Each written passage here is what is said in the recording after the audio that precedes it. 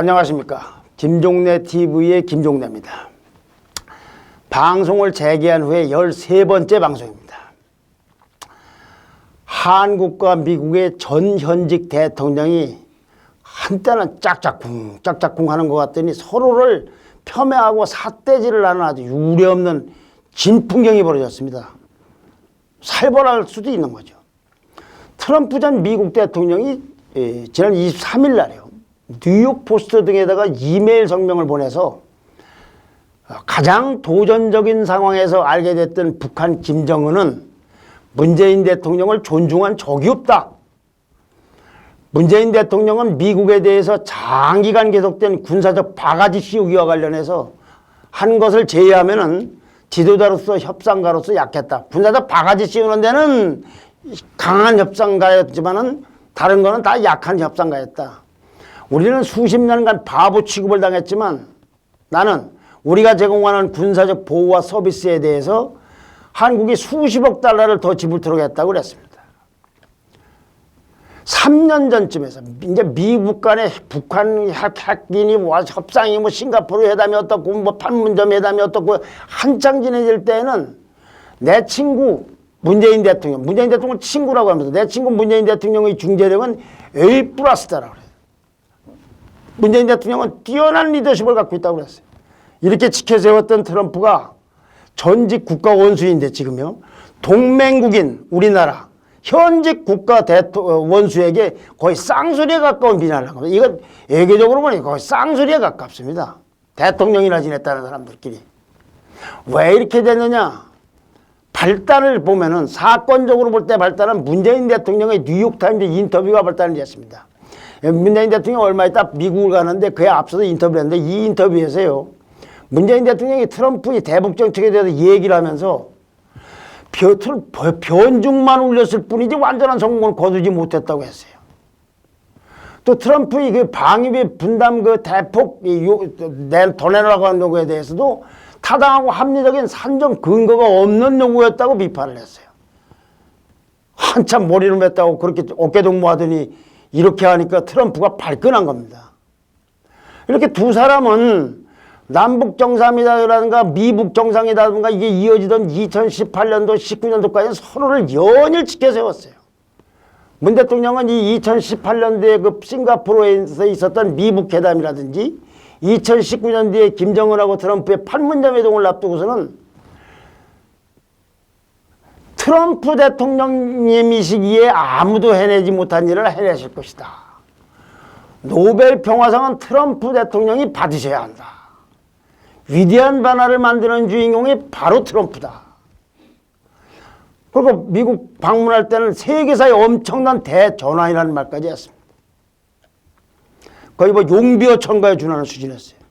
그리고 이 두 사람은요, 한 3년 8개월 동안 정상회담을 무려 9번이나 하고 전화통화도 최소 25차례나 했다고 언론은 보도하고 있습니다. 근데 이번에 공방을 보니까 당시 지켜세웠던 것이 속마음은 완전히 다른, 그냥 말로만 립서비스에 불과했던 거예요. 이 두 사람 발언을 합치해서 보면, 짬뽕을 합쳐놓고 보면은 나약하고 변죽만 울린 두 사람이, 한쪽은 나약하고 한쪽은 변죽하고 한쪽은 김정은이가 존중하지 않고 변죽만 울린 이 두 사람이 그렇게 나약하고 변죽만 울린 거 이걸 감추려고 생쇼를 한 겁니다. 그런 사이에 김정은은 어떻게 됐습니까? 시간을 벌고 한미연합훈련은 흐지부지 됐지 않습니까? 청와대는요, 애당초에 이 준비, NLT하고 인터뷰를 준비하는 과정에서 이런 말이 없었는데 문 대통령이 불쑥 집어넣었다는 겁니다. 이게 돌출 발언이랍니다. 변죽이라는 말이. 그런데 문 대통령은 이 변죽이란 돌출 발언 이외에도 이번 인터뷰는 결국은 실패한 게 아니냐는 분석들이 많습니다. 그건 왜냐하면 받아들이는 미국의 입장을 생각해 봐야 되기 때문에 그렇습니다. 아니, 변죽 발언도 있지만 바이든 현 대통령에게 그 싱가포르 합의를 폐기하는 건 큰 실수다. 트럼프가 정부가 거둔 성과의 토대 위에서 더욱 진전시켜 난다고 한다면 그 결실을 바이든 정부가 거둘 수도 있다고 했는데 이건 바이든으로서는 황당한 소리죠. 왜 그러냐. 트럼프 지우기를 하고 있거든, 지금. 그런데 그걸 트럼프 전 대통령 자기가 보기에 변죽만 울렸다는 그 정책을 계승하라고 싱가포르 합의를 계승하라고 그러면 그걸 훈계로 들지 않겠습니까? 가르치려고 드는 거 아니겠어요? 그러니까 이렇게 돼요. 동맹국인 미국의 전직 대통령은 굉장히 불쾌하고 현직 대통령은 그게 뭔 소리야? 내가 알아서 할 테니까 하고 달가워하지 않는 인터뷰니까 이건 실패한 게 아닌가라고 봐도 무리가 없다 이거죠. 이 문제와 관련해서 한미 간의 관계가 하나 좀 덧붙일 게 있습니다. 케리 미국의 미국 대통령의 기후 특사가 지난 17일하고 8일 1박 2일 일정으로 한국에 왔다 갔습니다. 공식 방한 목적은 22일 날 열린 기후 정상회의에서 이 의제를 조율하는 것입니다. 그런데 케리 특사가 돌아간 후에 정의용 외교부 장관이 국회 외교통일위에서 깜짝 놀랄 만한 발언을 했어요. 기후 특사가 왔다 갔는데 케리 특사가 왔을 때도 백신 스와프에 대해서 집중적으로 협의했다고 밝힌 거예요.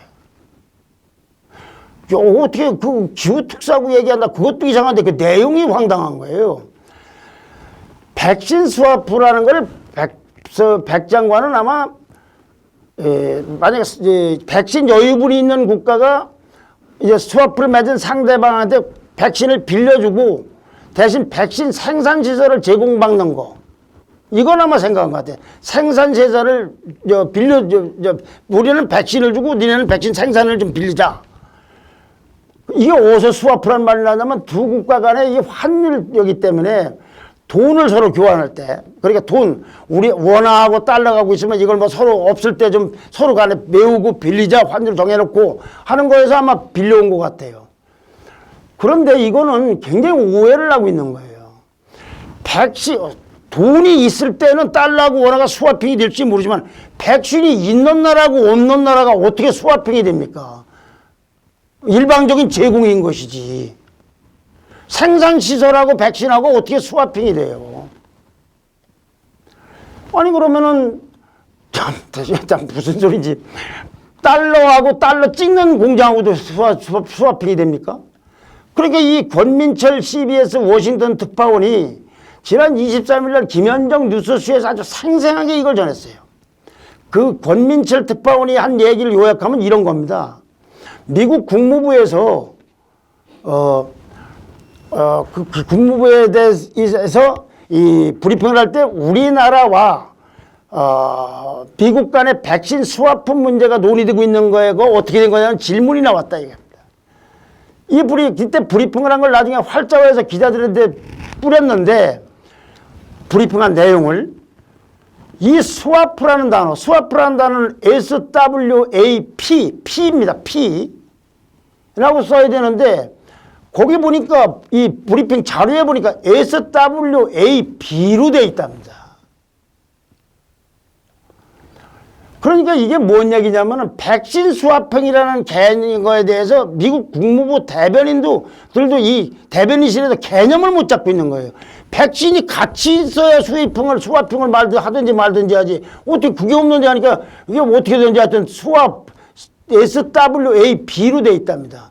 그러니까 이 김현정 이 프로 진행자가 아니 미국 국무부에서 기자들한테 돌리는 공식 문건에 스와프 철자가 틀렸단 말입니까? 라고 물으니까 이 권민철 특파원이 하는 얘기가 잘못 적었을 수도 있지만 배포한 내용의 문맥으로 봤을 때 기본적으로 백신 스와핑이라는 말이 미국에서 너무 생소한 용어라 그런 것 같다 이게.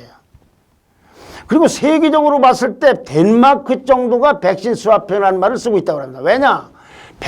덴마크는 백신이 있어요. 존슨앤존슨의 백신이 많다 이겁니다. 거기는 근데 이게 부작용이 많으니까 일단 다른 뭐 화이자나 모더나 걸 받고 나중에 이제 이 덴마크에서 생산되는 존슨앤존슨의 백신이 고쳐지면 이름하고 뭐 좀 서로 바꾸자. 이건 양쪽에 백신이 있으니까 가능한 거예요. 근데 우리 백신이 없는 나라, 전 세계에서. 그러니까 미국에서 사람들이 볼 때는 아니 한국하고 어떻게 스와핑 저게 뭔 소리인지를 이해를 못 한다는 거예요.